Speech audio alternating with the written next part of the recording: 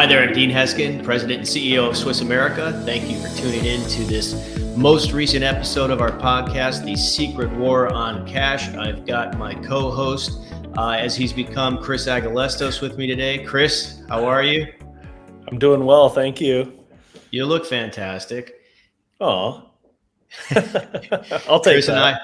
Chris and I are both here in Phoenix, Arizona, which, Chris, we've been talking about this a lot. The day has finally come where our highs are getting to the 70s finally. We're no longer in the 100s. So it's downright frigid. That's why I'm wearing a little pullover today.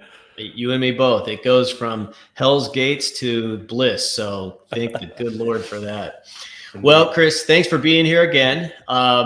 In this podcast, we're going to be discussing what has become an all too familiar topic, unfortunately, which is banks experiencing some sort of problem, maybe a quote glitch, and multitudes of depositors losing access to their money for an indeterminable period of time.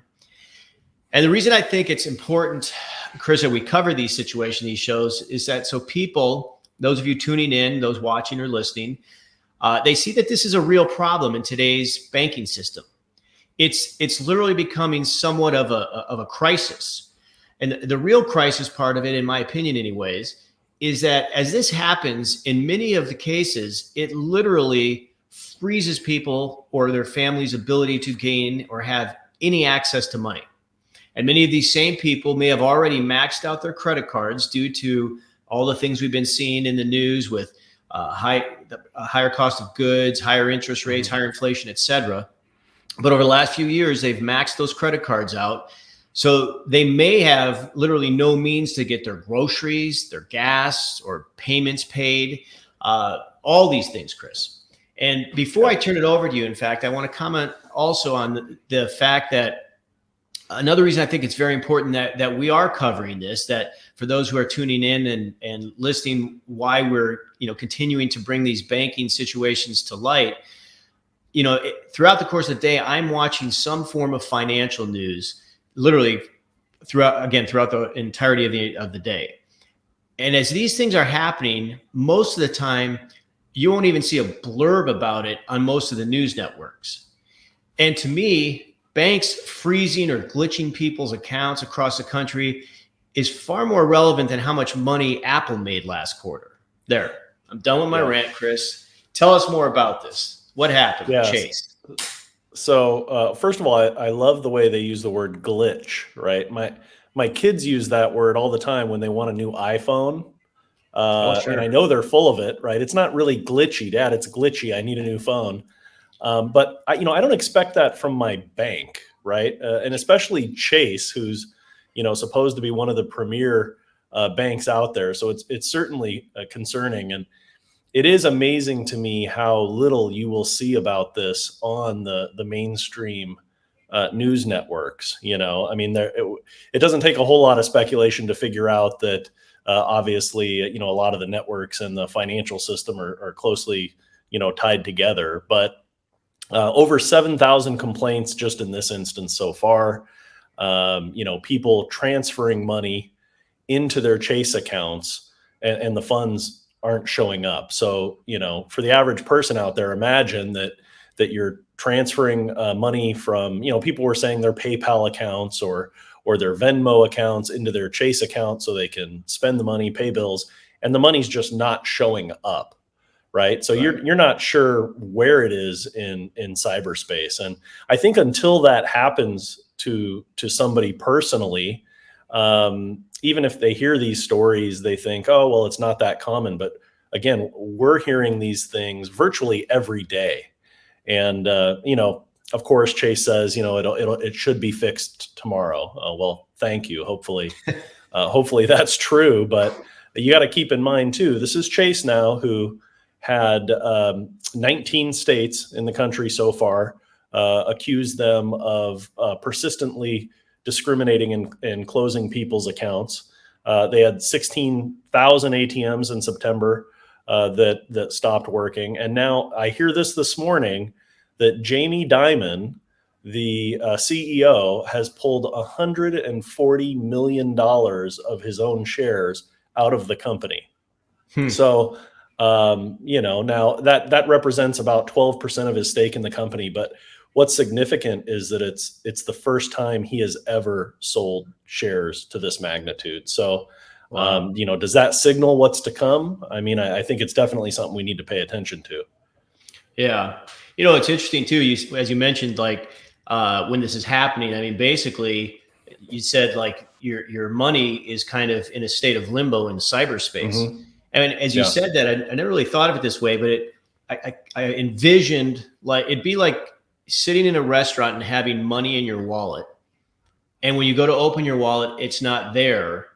And basically you're left with the assurance that, well, I'm sure it's in somebody's wallet in this restaurant. I'm sure we'll be able to find it. I mean, Yeah. it's really kind of interesting. I mean, when your money's, if somebody opened their wallet and they didn't have their money in there, Yep. you're pretty much, I think the average person would say, that's a pretty good chance that money's gone, like gone. Yeah. And Yeah. how are we You supposed to pray just, you get it back. yeah. And when it's sitting in cyberspace, the assurance of it coming back, I don't know how we would get any assurance out of that. So, Yeah. well, in the same vein, we saw another banking entity, again, due to a glitch, also freezing customers' accounts.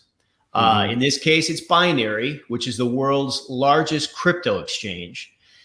And the reason I wanted to incorporate this article into our conversation is that even though many people tuning in right now may not be specifically involved in digital currencies, the banking industry, the same industry we were just talking about a moment ago, is Mhm. aggressively discussing a major shift from our traditional means of banking, meaning you have a company that has branches, readily available tellers, customer service rep, to one that is a digital platform that basically has none of these things. And from the beginning, of these digital currencies, this has always been a concern of mine. What if a problem like we were just discussing above with Chase occurs? Who do you Mhm. call? Who do you go see? I mean, some might think or say that the FDIC, but even with the FDIC, quote, if they become involved in digital currency, are they going to help? I mean, Right. Chris, these accounts that are being glitched or frozen today, right now, like again, Chase above, I haven't heard yet that the FDIC is quickly stepping in to make things right. I mean, do you think, Chris, these are valid points or valid concerns? Oh, yeah, absolutely. And not only that, a lot of the people that are going to crypto or putting their money there, it's to get it out of the problems of the traditional banking system. And now here we go. Guess what? There's technical problems, glitches here too. But don't worry, they assured people that it's not permanent. So Great. everybody can just relax. Don't worry. Eventually, we will get you access to your money. But yeah, I think, look, I'm not against people having money in different places. Um, but I do think, the old adage, don't have all your eggs in one basket, certainly applies in these situations. And, you better have some cash on hand. And I really think people better have some gold and silver on hand too. And look, pray you don't need it. Pray that when this comes to your bank, because it will eventually, and you have trouble there, pray that they do resolve it and that it's not permanent and that the money doesn't just disappear. But if it does, what are you going to do if you don't have a backup plan? And I really think that's what a lot of people don't think about in their day-to-day lives. We're so busy just trying to hold things together, raise the kids, and pay the bills and get to the next day, that sometimes we don't take the time we need to, be good boy and girl scouts and be prepared. And that's really what people need to do here. You can't make all the problems go away, but if you're prepared for a variety of situations, when something does come up, you're going to be much better off than had you sat there and done nothing. Sure. Well, and it's a great point. I mean, it's not. Look, I know that these reports we've done on this issue, they seem to be a little bit doom and gloom, and that's not the point.